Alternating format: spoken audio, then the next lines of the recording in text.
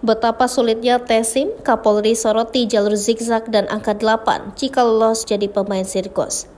Puluhan tahun lamanya, baru di era Kapolri Jenderal Listio Sigit Prabowo, ujian SIM menjadi sorotan. Sebab betapa sulitnya peserta untuk lolos tes SIM karena syaratnya juga berat. Selain ujian tertulis soal wawasan mengemudi, juga ada tes cara mengendarai motor. Setidaknya ada 2 jalur yang paling sulit dilalui saat mengendarai motor, yakni zigzag dan angka 8. Jalur inilah yang menjadi sorotan Kapolri.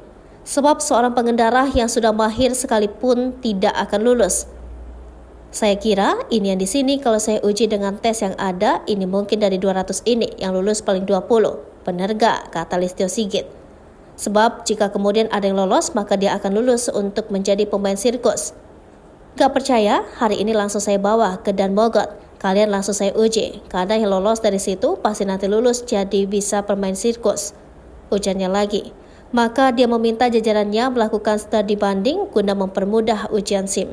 Betapa sulitnya tes SIM, Kapolri soroti jalur zigzag dan angka 8 jika lolos jadi pemain sirkus.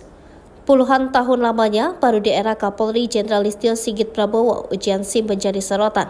Sebab betapa sulitnya peserta untuk lolos tes SIM karena syaratnya juga berat. Selain ujian tertulis soal wawasan mengemudi, juga ada tes cara mengendarai motor. Setidaknya ada 2 jalur yang paling sulit dilalui saat mengendarai motor, yakni zigzag dan angka 8. Jalur inilah yang menjadi sorotan Kapolri.